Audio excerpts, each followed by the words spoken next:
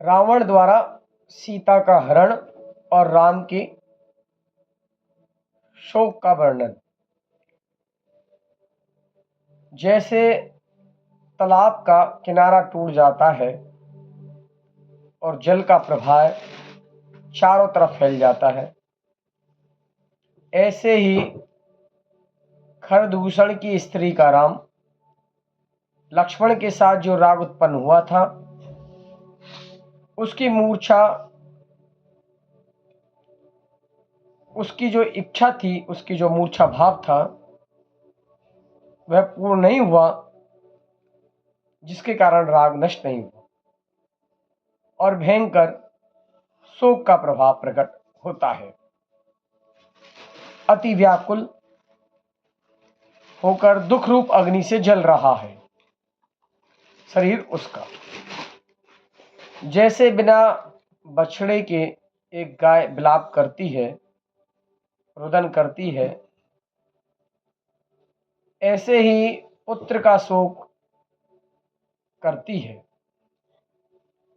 आंखों में आंसू सहित विलाप करती हुई पति ने देखी, मिट्टी से शरीर लिपटा हुआ है, बाल बिखरे हैं, शिथिल हुआ है,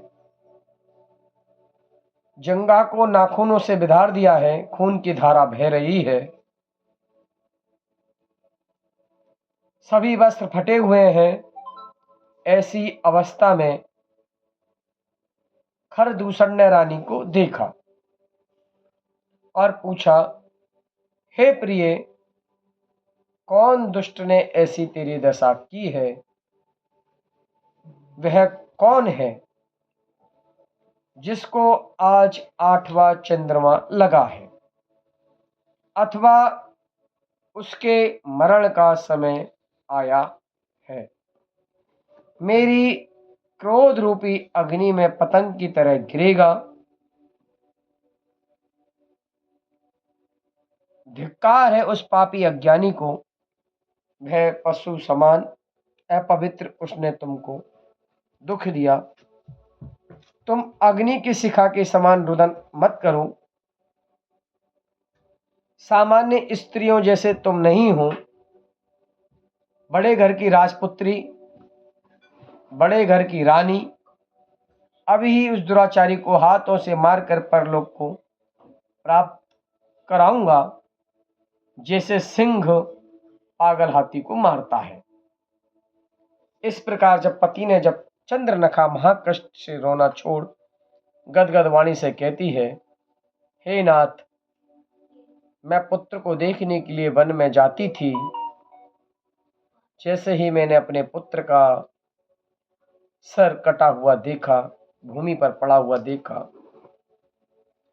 और खून की धाराओं से बांसों का बीड़ा लाल देखा, किसी पापी ने मेरे पुत्र को मार दिया और उससे वह खड़ग रत्न ले लिया। ऐसा खड़ग रत्न जो देवों के द्वारा सुरक्षित, मैं पुत्र का कटा मस्तक गोद में लेकर विलाप करती रही। सो जिस पापी ने शंबुक को मारा था, उसने मेरे से अनीति विचार कर हाथ पकड़ा, तो मैंने कहा मुझे छोड़, तो उसने पापी ने मुझे छोड़ा नहीं। नाखूनों से, दांतों से मेरा शरीर नोच डाला। निर्जन वन में मैं अकेली, वह बलवान पुरुष, मैं अबला, फिर भी पूर्व पुण्य से मैंने अपने शील को बचाया। महाकष्ट से मैं यहाँ आई। सब विद्याधरों का स्वामी, 3 खंड का अधिपति, 3 लोक में प्रसिद्ध रावण किसी से नहीं जीता जाए, ऐसा मेरा भाई और आप खरदूषण महाराज, दैत्य जाति के विद्याधर जिनके अधिपति, ऐसे मेरे पति, फिर भी मैं देव योग से इस अवस्था को प्राप्त हुई। इस प्रकार चंद्रनखा के वचन सुन महाक्रोध कर जहां पुत्र का शरीर मरा पड़ा था वहां गया। सो मरे हुए पुत्र को देख बड़ा दुखी हुआ। उन्हें खरदूषण अपने घर आकर अपने कुटुंब से मंत्रणा की।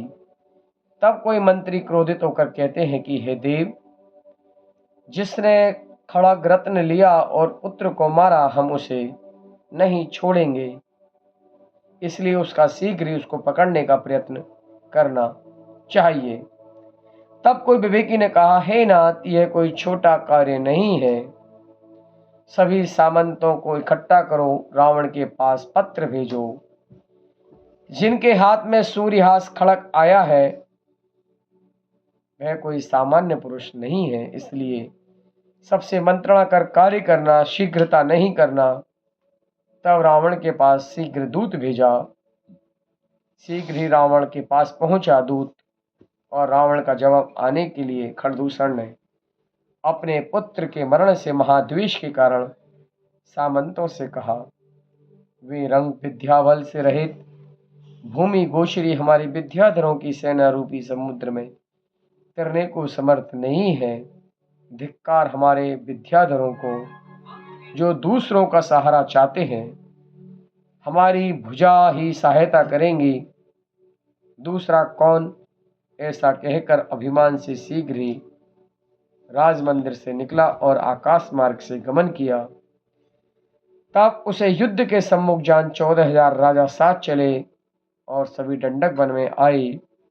उनकी सेनाओं की बाजू की ध्वनि सुन सीता को भय प्राप्त हुआ।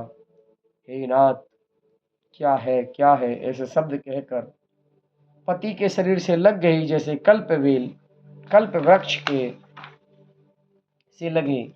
तब राम कहने लगे, हे प्रिय, आप भय ना करें।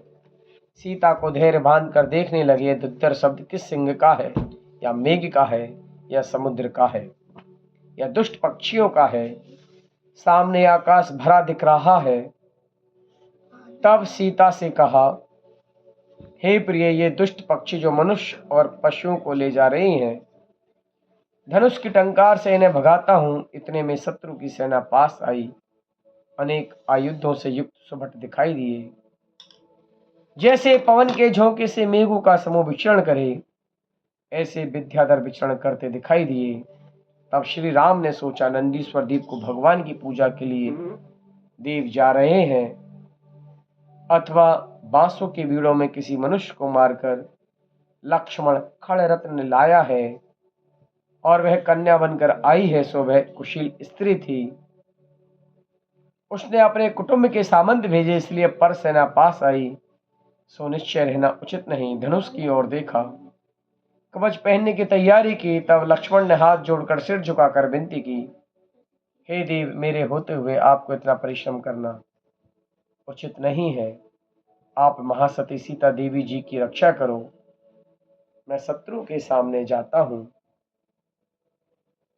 कदाचित भीड़ पड़ेगी तो सिंहनाद करूंगा, तब आप मेरी सहायता करने आ जाना।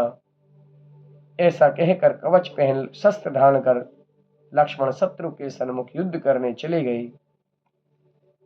सुविद्याधर लक्ष्मण को उत्तम आकर का धारी धीर वीर श्रेष्ठ पुरुष देख जैसे मेघ पर्वत को ढके, ऐसे लक्ष्मण को चारों तरफ से घेरने लगे। शक्ति, मुदगर, चक्र, वर्षी, बाण इत्यादि शस्त्रों का वर्षण करने लगे।